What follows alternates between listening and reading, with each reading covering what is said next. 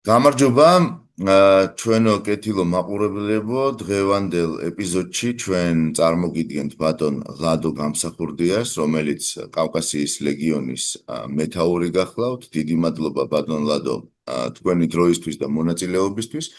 ვიცი რომ ეს არ არის მარტივი, განსაკუთრებით ზაფხულის ამ დღეებში, როდესაც ძალიან აქტიური ფაზა არის საბრძოლო მოქმედებების. მინდა გთხოვოთ ვისაუბროთ თვითონ ლეგიონზე, გავაცნოთ კიდევ უფრო ლეგიონი ჩვენს მაყურებელს და გთხოვოთ ვისაუბროთ იმაზე, რა კონკრეტულ ამოცანებს ასრულებთ ახლა, რითი ხართ ძირითადად ლეგიონი, რაზე არის ორიენტირებული, კონცენტრირებული და შემდეგ უკვე გავშალოთ ეს საუბარი. მოგესალმებით ყველას, მოგესალმებით მაყურებლებს.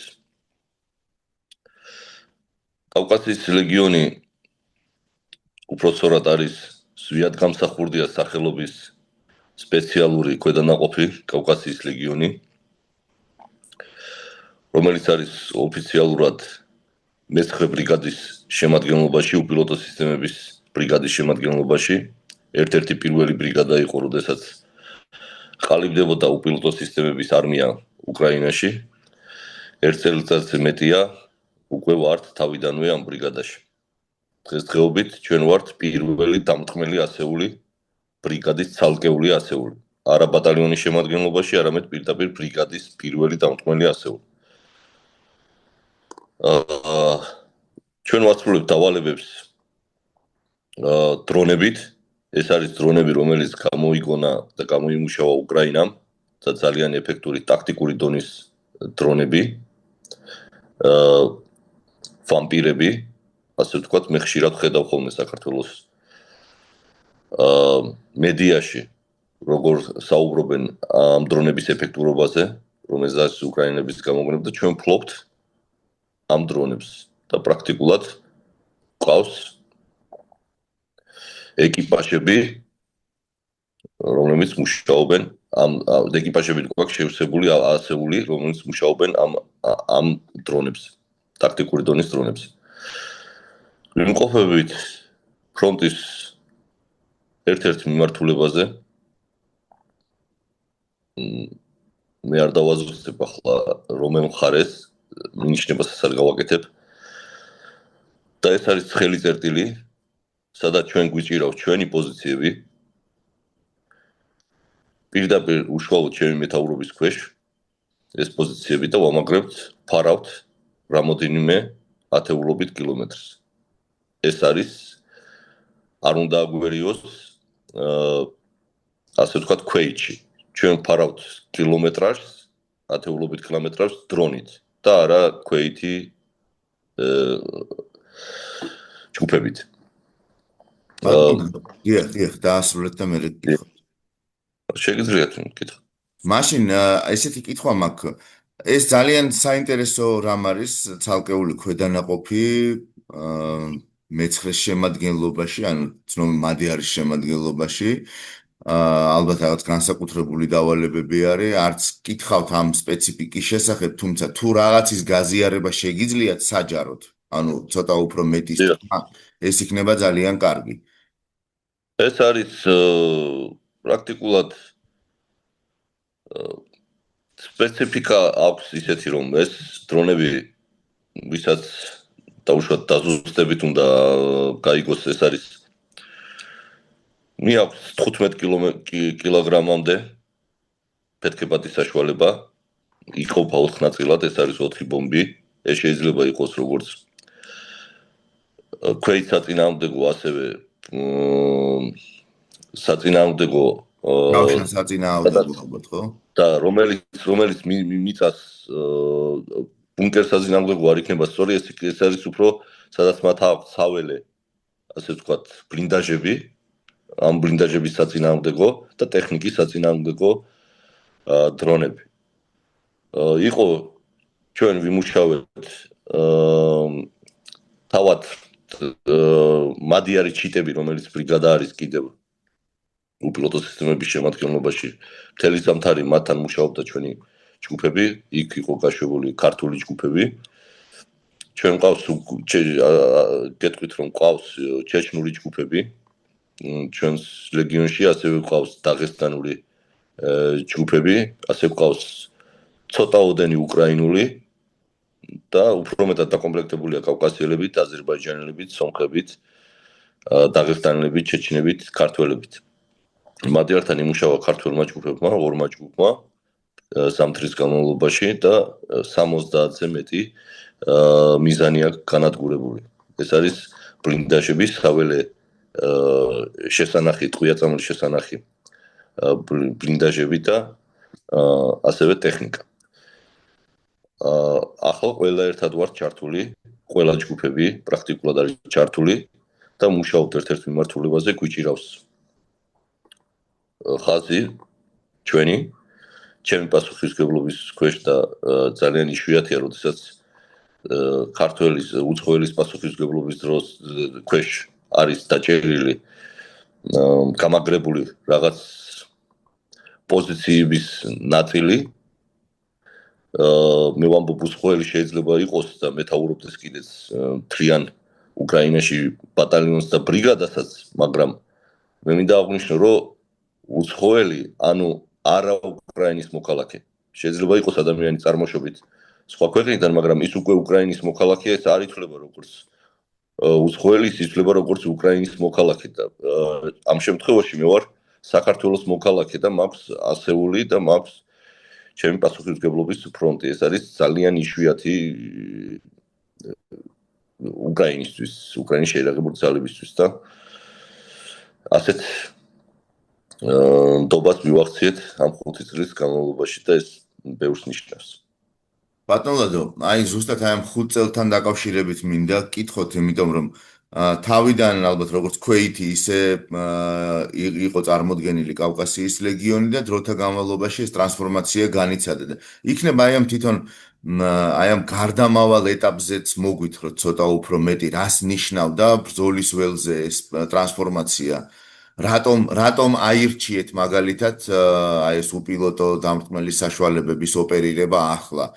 აი რით განსხვავდება ეს ყველაფერი? რა იყო მაშინ? იმიტომ მე შევახსენებ ჩვენ მსმენელს და მაყურებელს, რომ თქვენ ესეთ კრიტიკულ მიმართულებებზეც იყავით, როგორც იყო ბახმუტი და სხვები, ხო? მაშინ როცა ძალიან ცხელი წერტილები იყო. დიახ, ჩვენ დავიწყეთ 2022 წლიდან. კავკასიის ლეგიონი იყო და არის სამხედრო ფრთა და იდეა, როგორც 2018 წელს ჩამოვაყალიბეთ საქართველოში რგვალი მაგი და თავისუფალი კავკასია. ეს იყო ფაქტიურად გზა ზვიად გამსახურდიას ჯოხარ დუდაევის კავკასიური ერთობის. შემდეგ ორგანიზაციის წევრებმა ჩამოვედით უკრაინაში, მოკლედ რომ ვთქვათ და ჩამოვაყალიბეთ პირველი შესაძლებლობისთანავე და სიმბოლურად 14 მარტი უკრაინის მოხალისეების დღე 2022 წელს კავკასიის ლეგიონის სახელით უკვე დავიწყეთ შეკრება. ჩვენ მე მეთაურობდი პირველად ეს იყო სადაზვერვო დივერსიული ჯგუფი, სანამ განთავისუფლდებოდა ხერსონი, მანამ ჩვენ ვიყავით პირდაპირ იმ ბრძოლის ხაზზე, სადაც ნიკოლაევი ხერსონის გამყოფი იყო და იქით მხარეს იყვნენ უკვე რუსები, უკვე ამაგრებდნენ ხერსონის შესასვლელებს და 8 დღიანი დივერსია, როდესაც ჩვენ გავაკეთეთ სადაზვერვოდ შევჟონეთ ტრისურში და 8 დღე ვიყავით იქ. ეს ცნობილი ამბავია, როდესაც ჩვენმა 10 კაციანმა ჯგუფმა იყო და პრაქტიკულად ცხოვრობდა ტრისურში და პრაქტიკულად მოვყევით ალყაში და პრობლემა იყო საკვების, წყლის და ასე შემდეგ, მაგრამ ჩვენ გამოვახციეთ თავი, გამოვიტანეთ ყველა ინფორმაცია, რაც სად იყო განლაგებული ტრის საარტილერიო ჯგუფები, ასევე სად იყო განლაგებული ტექნიკა, ყველაფერი დეტალებში. გამოსვლისთანავე მესამე დღეს უკვე როდესაც მეთაურობას უკრაინის მეთაურობას ცალკეული ბატალიონი იყო, მაშინ მე-11 ცალკეული ბატალიონი 59 ბრიგადის შემადგენლობაში და ჩვენი ინფორმაციის მიხედვით სუსტად ისე იყო შეტევა დაგეგმილი, განთავისუფლებული ეს ტერიტორიები, რომელიც იჭერდა საარტილერიო ცეცხლით და ტექნიკის საარტერიო ცეცხლით იჭერდა ამ შესასვლელებს ხერსონის მხარეს მოშორებით იდგნენ ამ მთავარი გზის გზატკეცილიდან ერთ-ერთ სოფელში ლუბამიროვკაში ეს შეუძლია ყველას გადაამოწმოს და შეხედოს Google-ში და ეს აქედან საარტერიო ცეცხლით კონტროლდებოდა შესასვლელი ხერსონის იმის გარდა რომ შესასვლელთან იყო ქვეითი ჯგუფები რუსების იქნა მოერიშე ჯგუფები გამოყოფილი 24 ბრიგადიდან ეს არის მეფე დანილის სახელობის უკრაინული მეფე დანილის სახელობის ბრიგადა 59 ბრიგადა მას უკრაინის გმირი ბარსუკი სუხარევსკი ხელმძღვანელობდა და იქნა გაწმენდილი ის ტერიტორიები საიდან ჩვენ გამოვიტანეთ ინფორმაცია და პრაქტიკულად აქედან გაეხსნა გზა ხერსონის მიმართულებით. შემდეგ უკვე ხერსონში როდესაც შევედით ჩვენ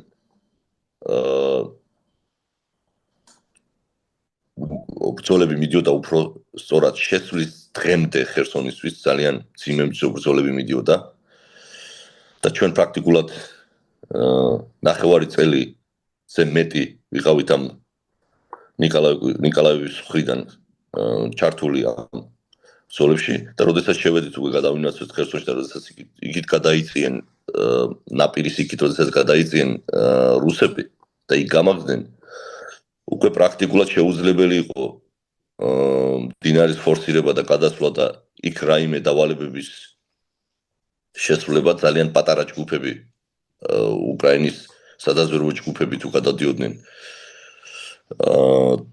და ასევე სესეო სპეციალური ძალების ჯგუფები წერტილოვანი ოპერაციებისთვის დანარჩენი პრაქტიკულად გამაგრებული ვიყავით აქეთ ნაპირას და ყველასთვის ცნობილი ანტონოვსკი ხიდი რომელიც იყო ლოჯისტიკური ხიდი მათთვის და იყო ჩატეხილი ერთადერთი ხიდი რომელიცაც იყო მოძრაობა და აფეთქებული ჩვენ ვიყავით გამაგრებული ამ აქეთ მხარეს როდესაც მე მოვითხოვი უკვე 120 მმ-იანი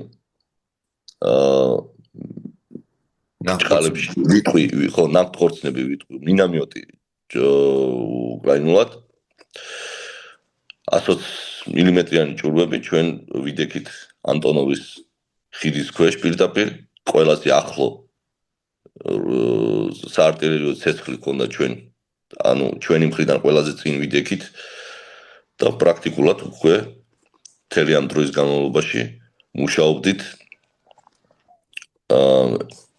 ამ ნამტყორცნებით შემდეგ უკვე ჩვენი ხერზონში როდესაც უკვე დასტაბილურდა ვითარება და უკვე გაივლო ეს ხაზები და როდესაც ჩვენ ხალხი კიდევ შემოგვემატა ჩვენ ვიყავით უკვე დონეცკის მიმართულებაზე რამოდენიმე მიმართულებაზე ბახმუჩის ვიყავით ბახმუჩის ზამთარში გავატარეთ ბახმუჩი იქ იყო უკვე პოზიციების ბრძოლები ჩვენ პირველ ხაზში ვიყავით იყო ზამთარი იყო ძალიან ბევრი შემოტევები რუსეთის მხრიდან უბრალოდ მოდიოდნენ მაშინ ბახმუჩი ტრიალ მინდორზე არანაირი თავდაცვის საშუალების გარეშე უბრალოდ იხოცებოდნენ მე არ ვიცი რა შემადგენლობა იყო შეიძლება ეს ყოფილიყო ციხიდან გამოშვებული ხალხი რომელსაც მომზადების გარეშე ყრიდნენ რუსები და ხოცავდნენ და არის ამის დამადასტურებელი ვიდეო მე შემიძლია თქვენ გაჩვენოთ თუ როგორ ყრია პირდაპირ მათი გვამები მოდიან და პირდაპირ ჩვენს ბრინდაჟებთან ან შუაში ჩვენ ბრინდაჟებს შორის ყრია ეს დაშორება იყო სადღაც 150-200 მეტრი მაქსიმუმ ტრიალი მინდორი ჩვენს პოზიციებს შორის რუსებთან და პრაქტიკულად მთელი ზამთარი ვიყავით ბახმუჩში შემდეგ უკვე ვიყავით იამპელის მხარეს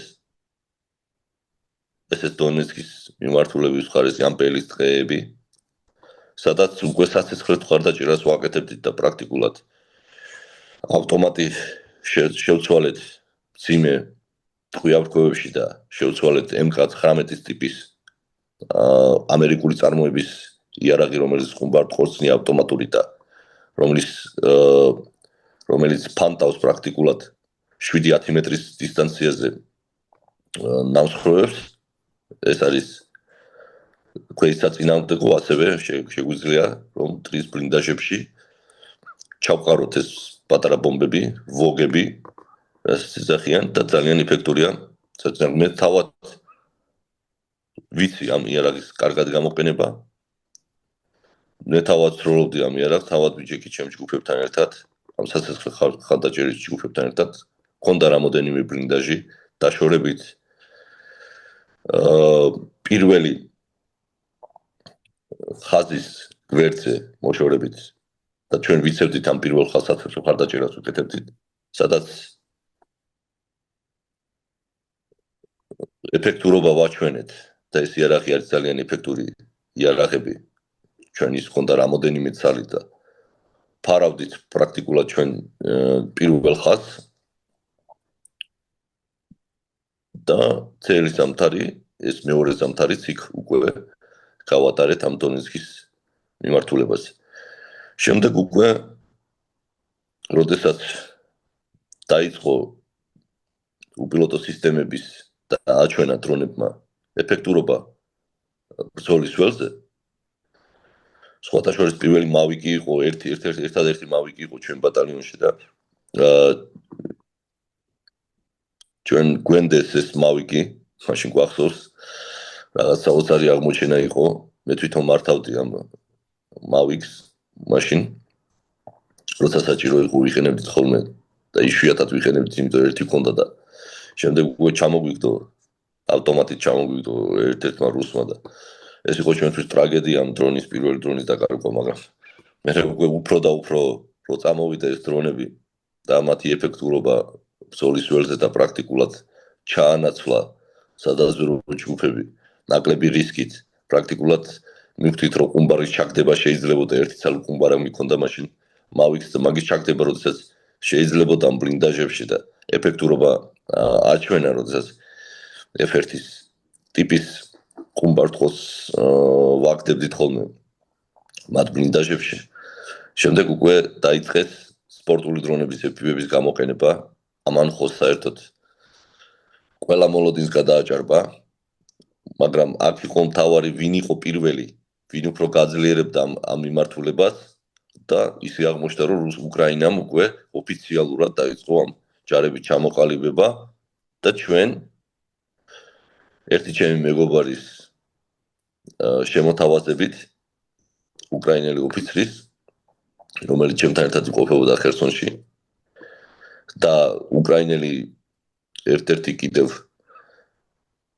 ტანკისტის, რომელიც პირველი შევიდა იმ ტანკით ხერსონში, ჩემი მეგობარი, ოფიცერი, პოლკოვნიკი, დღეს უკვე პოლკოვნიკი და რომელიც კურსკშიც იყო სხვათა შორის შესული პირველი ტანკით, ესეთმა ადამიანებმა პრაქტიკულად და ტანკიდან რომ გადავიდნენ დრონებზე, უკვე ჩემთვის იყო რაღაცის თქმელი და ჩავთვალე რომ ჩემი ქვედანაყოფიც უნდა გადასულიყო მთლიანად ამ უპილოტო სისტემების ბრიგადაში და ეთვისებინა უახლესი ტექნოლოგიები ომის.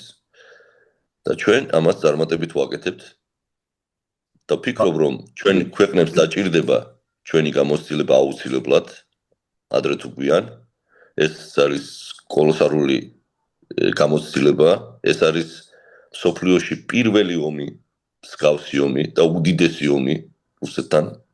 შეიძლება ჩვენ ახლა ვიმყოფებით ამ ომში და ახლა ვართ ამ.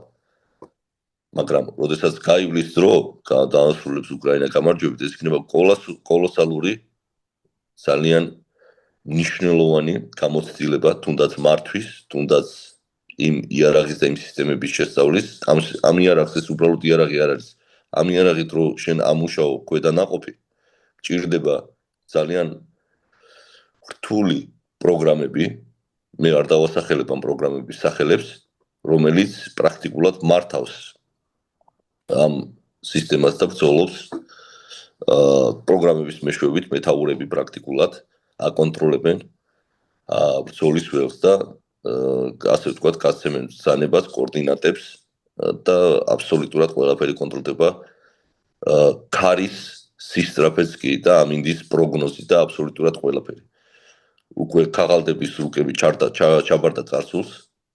ეს არის ყველაფერი კომპიუტერი, სპეციალური პროგრამები, სპეციალური დაშვების პაროლებით, რთული პაროლებით და სპეციალურად შესწავლილი და ცირე დროს არ ჭირდება მის შესწავლას, უცებ ძალიან რთული შესწავლია. და ფლობთ ამ პროგრამას ვინც საჭიროებს, ვინც რა თანამდებობის მიხედვით ფლობთ ამ პრობლემებს ჩვენს ქვედანაყოფში და წარმატებით ვასრულებთ დავალებებს ამ ახალი სისტემით პრაქტიკულად, რომელიც შესაძლოა ჯერ ნატოსაც კი არა აქვს ისე დახვეწილი როგორც უკრაინას და უკრაინას ის ამჯარებს. ბატონ ლადო, უნდა გკითხოთ ახლა და ორ ნაწილად მინდა ეს კითხვა გავყო.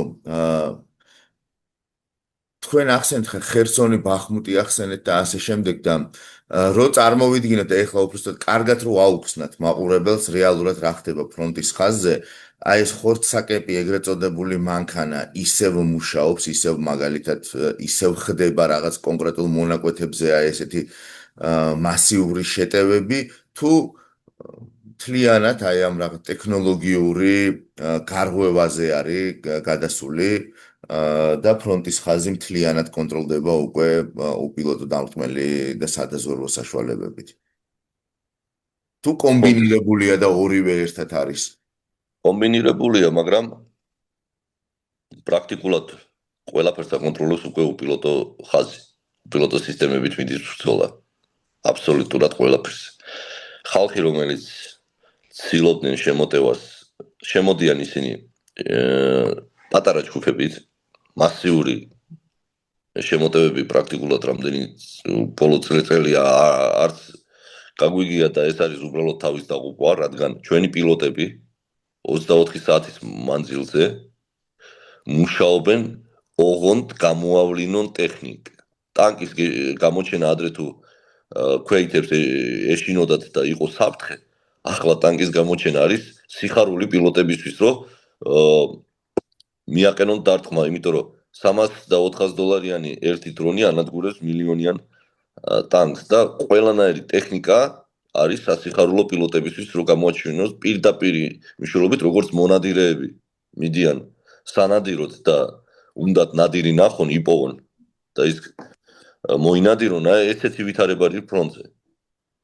ძალიან გვიხარია თუ ვინმე გამოჩნდება ახლოს პერიმეტრზე ტექნიკა, რომ ის იქნეს განადგურებული. აგერ შემოდიან ჯგუფებად თუ 3-4-5 კაცი, ან შეიძლება მაქსიმუმ 10 კაცი ან ათეულობით შემოდიან, გადადიან ცოტა მიიწევენ წინ ტყეში ან სადმე ან ქალაქებში ეს თუ ქალაქია შენობები თუ არსებობს ფრონტის მიმართულებით, იქ მაგზებიან, მერე ზევიდან მათ დრონებით უგდებენ წყალს, საკვებს, ასე შემდეგ ალაგებენ ანტენებს, ანტენების ამზადებენ თავშესაფარს, ალაგებენ ანტენებს, მერე ისევ გადმოიწევიან წინ, იქ უკვე გადმოსვამენ მსხვერპლს და ასე ცოტ-ცოტად 5 კაცი, 10 კაცი, 12 კაცი, ახლა ამას წინათ იყო 12 კაციანი ჯგუფი, რომელიც უნდა ტყეში გადმოსვლა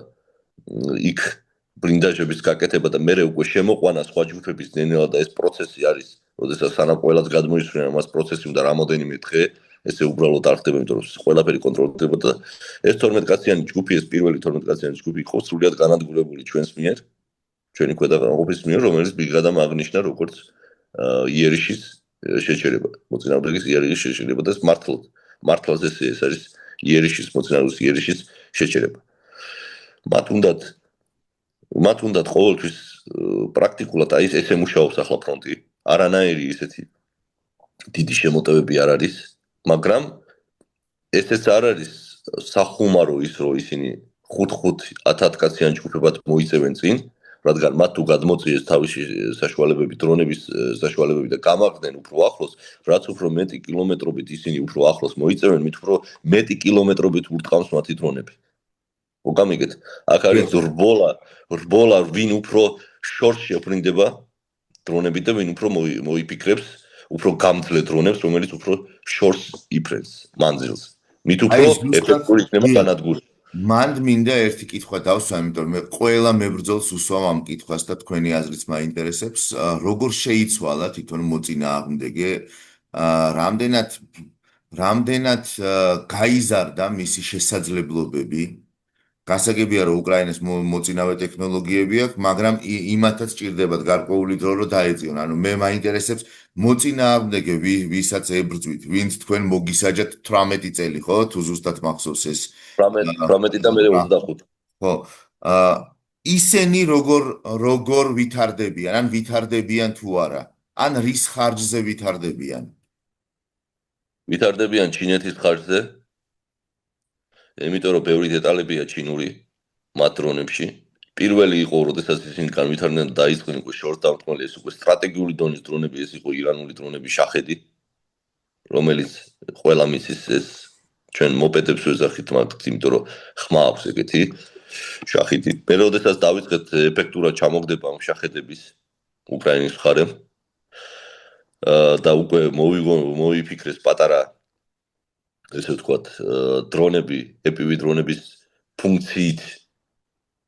ფუნქციაზე აწყობილი, ფორმა შეცვლილი დრონები, რომლებიც პრაქტიკულად ეფექტური აღმოჩნდა, ეწევა შახის და ის აფეთქებს ჰაერში ანადგურებს შახიდებს, იმიტომ რომ სისწრაფე არ აქვს ისეთი შახიდის ტიპის დრონებს, რომ მას EPV ვერ დაეწიოს, თუ სრულად იქნება აფრენილი EPV და აღმოჩენილი ეს შახიდი ის აუცილებლად იქნება განადგურებული ჰაერში და პრაქტიკულად ეს არის ჰაერსაწინააღმდეგო დრონები. რაც შეეხება ტაქტიკურ ისინი რუსებმა ჯერ ვერ მოიგონეს ისეთი დრონები, რომელიც არის ვამპირი, რომელიც გვაქვს ჩვენ და ჩვენი ქვედანაყოფი მუშაობს. მძიმე დამრტყმელი დრონები ტაქტიკური დონეზე მათ ჯერ არ აქვთ მსგავსი რამ მოფიქრებული, მაგრამ ისინი ამუშავებენ EPV-ებს, აძლიერებენ EPV-ებს, შეიძლება ეს მათი ტაქტიკური ხედვაა ესეთი ბრძოლის და საკმაოდ, ასე ვთქვათ, ძლიერი, ან ჩვენ გვიწევს, რომ ჩვენ ხედავთ, რომ ჩვენი მიმართულებით ახლა დგას ესეთი სპეციალური ქვედანაყოფი, რომელიც ძალიან ერთ-ერთი ძლიერი და ცნობილია რუსეთში, სახელსაც არ მინდა სახელი თქვა. ისინი მუშაობენ პრაქტიკულად ეძახიან ოპტოვალაკნოზე. ეს არის ოპტიკურ ბოჭკოვანი, რომელიც ხო, ჩვეულებრივად სათევზაო როგორც სათევზაო მისინა ზუა ისეთი რამ არის, რომელიც მიდის საკმაოდ თუ ისინი ვერ წვდებიან მიზანს, მათ მოიფიქრეს ეს რაღაც, რომ სადაზვე რომ დრონი ფრინდება, დიდი დრონი, მათ ასე ზახიან დედა დრონი და მათ მოყავს ეს პატარა EPV დრონები და რომელსაც შეუძლია დაუშვათ შეაფრინოს რამოდენიმე ათეული კილომეტრი და მერე იქიდან უკვე პილოტმა მართოს ეს, მაგრამ ეს იშვიათია ზოგჯერ ამას ძიან ახლა ამ მომენტისთვის, თუ ეს მასიურად გააკეთეს, ეს იქნება ძალიან ცუდი ჩვენთვის, მაგრამ ჯერ როგორ ძალიან ცუდი. ცუდი იქნება, შემდეგ ამის საწინააღმდეგოსაც რამეს მოვიფიქრებ და ჩვენს გვექნება, მაგრამ ისინი უფრო არ ვითარებენ ერთი სიტყვით, რო ვთქვათ, EPV დრონებს. ბატონო, ჩვენ სადღაც ერთი 10 წუთი დაგვრჩა სასაუბროდ და მინდა რომ მოვასწრო კიდე რამდენიმე კითხვა. პირველი, გარდატეხას როდის ელით? აი თქვენი ხე სტრატეგიულ საკითხს ვეხები, როგორ ფიქრობთ, ანუ უკვე რამდენიმე გარდატეხა მოხდა, მაგრამ აი ის გარდატეხა, რაზეც ესეთი მსჯელობა მიმდინარეობს, როდისთვის ფიქრობთ, როდის ელოდებთ? ან არის თუ არა საერთოდ ეს მოლოდინი? ფიქრობ, რომ საერთოდ ომში, უბრალოდ რო ვთქვათ, ომში ბევრს ნიშნავს ზურგი. ეს ყველა ადამიანმა იცის, როდესაც მით უმეტეს ჩვენ დროს, როდესაც საწვავი, მომარაგება და ასე შემდეგ საჭმელი უნდა მებრძოლებს, ჯარებს, უნდა მიეწოდოს საწვავი თავის დროზე, ინფრასტრუქტურამ უნდა იმუშაოს ასე შემდეგ, ფაქტიურად ეს აღარ ყავთ. უკვე მიდის გარდატეხის პერიოდი. უკვე მიდის გარდატეხის პერიოდი, არავის არ ეგონა ცხოვრობს სოფლიოში თუ ოდესღაც თუ არათუ ტყვია გავარდებოდა, არავეთ დავარდებოდა წითელ მოედანზე მოსკოვში, მაგრამ ხედავთ რომ დრონები სამიზნეებს ზუსტად და იუველირულად ურტყამენ დაწყებული გემებიდან დამთავრებული 3000 კილომეტრზე შიგნით რუსეთის ზურგში უდიდეს ნავთობგადამამუშავებელ ქარხნებს. ეხა არის უკვე გარდატეხა, ეს არის ჩვენთვის ერთი ამოსუნთქვა, რომ დღეს-დღესდე უკვე ველოდებით რუსეთი როდესაც წამოვა იმ შეთანხმებებზე, რომელსაც პრეზიდენტი ვლადიმერ ზელენსკი და უკრაინის მხარე მოითხოვს უკვე და არა ისე რომ მან დასვას ულტიმატუმი რუსეთს. რუსეთი ახლა დღესდღეობით არ არის ულტიმატუმის ფაზაში, ვერ იქნება თავისი მხრიდან, მაგრამ ომში არაფერი არ არის გამორიცხული. არავინ არ ვიცით რომელ მხარეს რა იქნება, რა გამოგონებები იქნება, რომელი ქვეყანა რა ტექნოლოგიებს შემოაწვდის, როგორი დახმარებების სახით იქნება. დღესდღეობით ჩვენ უკვე პრაქტიკულად უკრაინულ მხარემ გარდატეხა ეს ფრონტი და ახლა დღესდღეობით ჩვენ ვართ ასე ვთქვათ პლუსში და უფრო ულტიმატუმის წაგანების ფორმაში და მას პირდაპირ აკეთებს ვლადიმერ ზელენსკი საერთაშორისო კონფერენციებზე და გამოსვლებზე და მიმართვებზე და პრაქტიკულად ამას მთელი მსოფლიო უყურებს. ბატონო, მივიწევ კიდე დასასრულისკენ ყირიმზე მინდა კითხოთ და აი ყირიმი ჩავსვათ როგორ კონტექსტში იცით, რომ თქვენ დრონებით ამუშავებთ მაგალითად რაღაცა ბლინდაჟებს წმენთ, მაგრამ თუ ფიზიკურად იმ ბლინდაჟში ადამიანი არ ჩადგა, ანუ ეს სიცარიელი თუ არ დაიკავა, თლათ ესე წინ წასვლა ვერ გამოდის, ხო? აი ყირიმზე რა მოლოდინი გაქვთ? მე მესმის, რომ მოლოდინებზე საუბარი ზოგადად ძალიან უმადური საქმეა და არ მინდა რომ გთხოვოთ რომ ეს უმადური საქმე გავაკეთოთ, მაგრამ იმას რასაც ვხედავთ ჩვენ ყირიმთან მიმართებით, აი თქვენი ასე ვთქვათ შეხედულება როგორია? რატყვით ბლინდაჟებს რაც შეეხება, როდესაც ჩვენი ფუნქციას ვასრულებთ, შემდეგ უკვე შედის საქვეითო სპეციალური ბრიგადები, ეს არ ეხება უკვე უპილოტო სისტემების ბრიგადებს, ჩვენი საქმეა ქვეითი დავფაროთ და იყოს უსაფრთხო. ჩვენ მათ უწმინდავთ გზებს, უწმინდავთ ბლინდაჟებს, მერე გადადიან შესაძლებლობის შემთხვევაში და ისინი მაგრდებიან და მიიწევენ ასე ხდება გაწევა წინ. მოკლედ ჩვენ ვართ თვალი, ყური და დამტკმელი ძალა ქვეითისთვის, რომ მათ გაუვადვილდეთ მუშაობა. რაც შეეხება ყირიმს, ყირიმის სავარაუდოდ მე ვერ გეტყვით და არ მინდა თქვა ეს, მაგრამ ყირიმის სავარაუდოდ ახლა, როდესაც ის პრაქტიკულად გაწმენდილია ჰაერსაწინააღმდეგო სისტემებისგან, რუსული ჰაერსაწინააღმდეგო სისტემებისგან და გაწმენდილია მომარაგებისგან პრაქტიკულად და როდესაც ნადგურდება უკვე ხიდი და იქიდან გარბიან ხალხი მოსახლეობა რუსეთში, ძალიან ბევრი გარბის იქიდან მარიუპოლიდან ძალიან ბევრი გარბიან ისეთი, ვინც რუსული პროპაგანდის მწარე გამტარებელი იყო, ისინი უკვე ხვდებიან, რომ ისინი ხდებიან ბლოკადაში და ისინი პრაქტიკულად კონტროლდებიან უკრაინული დრონებით თავის სიცოცხლის ეშინიათ გარბიან ცარიელდება ყირიმი, დარჩება იქ ისეთი უბრალო ხალხი, ვისაც პრაქტიკულად უკრაინის მხარდამჭერები არიან და ვინც იყო შეიძლება ითქვას, რომ ნეიტრალური ეგეთი ხალხი დანარჩენი იწმინდება და ეს იმის მანიშნებელია, რომ ყირიმი ბრუნდება და მე ახლა არ ვიტყვი იმას, რომ როდის გააკეთებს ქვეითი დესანტირებას, ან როგორი ფორმით შევლენ ეს უკვე უკრაინის შესაძლოა ის საიდუმლო დავალებაც იყოს და ამიტომ ამაზე ჩვენ ახლა ნაადრევია საუბარი, მაგრამ მე ვფიქრობ, რომ მაყურებელი მალე დაინახავს და ყველა დავინახავთ მთელი საქართველოს და მსოფლიო, რომ ყირიმი იქნება თავისუფალი. კეთილი. და ბოლო კითხვა საქართველო თქვენი ლეგიონი არის გამაერთიანებელი, როგორც თქვენ საუბრის თავშივე აღნიშნეთ, სხვადასხვა ჩრდილო კავკასიური რესპუბლიკების შვილების, წარმომადგენლების და ასე შემდეგ. თქვენი მოლოდინი რა არის საქართველოსთან მიმართებით და განსაკუთრებით ყირიმი ვახსენეთ და ცხადია ვეხებით შავ ზღვასაც და მით უმეტეს თქვენ სოხუმელი კაცი ბრძანდებით, აი აქ მაინტერესებს თქვენი ხედვა რა. ჩვენ სადღაც ერთი 4 წუთი დაგვჭა და იქნება აი ამ დროში ჩავდიოთ. საქართველოს თუ ჩვენ ავიღებთ იმ მხრიდან, რომ საქართველოს პოლიტიკა იმ გზით, რომ აღადგინოს საქართველოს ტერიტორიული მთლიანობა და უნდა წავიდეს ამ გზით, რადგან არ არსებობს ესეთი რაღაც ჩვენ თუ მამების როგორ ჯოხარდო და ემა თქვა მამების შიში გადადის შემდეგ შვილებზე და იქნება ეს შვილების პრობლემები იგივე გვაქვს საქართველოში. ჩვენ თუ არ აღვადგინეთ ჩვენი საქართველოს ტერიტორიული მთლიანობა, ეს მოუწევს ჩვენ შვილებს შემდეგ და თუ ეს საერთოდ არ გაკეთდა, მაშინ უფრო დაპატარავდება საქართველოს ყოველდღიურად. დღეს თუ შენ ვიღაცას რაღაც დაუთმობ, ხვალ კიდევ უფრო ბევრს მოგთხოვს სხვა და შენ შეიძლება საქართველოს საერთოდ აბსოლუტურად გაქრეს წერტილიდან. ამიტომ აფხაზეთი და ცხინვალის შემოერთება საქართველოს სოხუმი და ცხინვალის დაბრუნება ეს არის ჩვენი მომავლის ისტორიის და ჩვენი სიცოცხლის ასე ვთქვათ, გამახანგრძლივებელი და გარანტია, რომ საქართველოს დაიწყებს ზრდას და არა შემცირებას.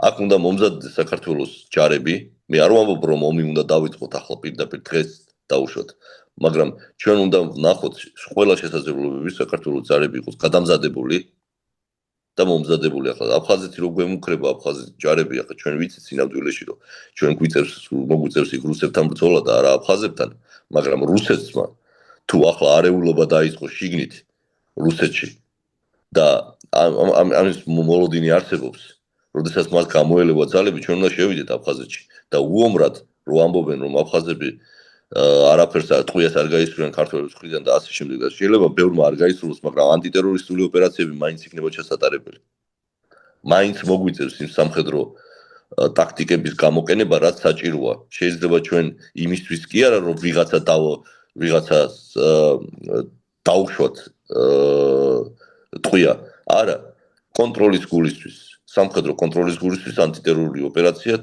დასაჭერი იქნება ის ხალხი რომლებიც არიან იქ რუსეთის აგენტები რომლებიც ხელმძღვანელობდნენ და კონტროლებდნენ და წერდნენ პროპაგანდას მთელი ამ ხნის განმავლობაში ოკუპირებულ ტერიტორიაში ისინი აუცილებლად იქნებიან დასაჭერი და ანტიტერორისტული ოპერაცია იარაღების ამოღების და ამ ქსელების განეიტრალების მაინც იქნება გასაკეთებელი აფხაზეთის ტერიტორიაზე ამიტომ რომ მე ვურჩევდი რომ ქართული ჯარები არ იყოს სინამდვილეში ვის უნდა ურჩიო მე არც ვიცი ვის უნდა ურჩიო საქართველოს თავრობიდან იმიტომ რომ ამის გაკეთება რო ყოფილიყო ისინი უკვე გააძლიერებდნენ მაგრამ უფრო მეტად მაინც ვიტყვი რომ სისტემები დრონების კუთხით არის გასაძლიერებელი უფრო და ჯარები მოსამზადებელი ყოველი შემთხვევისთვის გვინდა ომი უნდა ვემზადო თუ არ გინდა ომი უნდა ემზადო ომისთვის თუ გინდა მშვიდობა უნდა ემზადო ომისთვის აი ამის თქმა მინდოდა და ძალიან სწორი გამონათქვამია ეს დიდი მადლობა მადლობა ბატონ ლადო დიდი მადლობა წარმატებებს გისურვებთ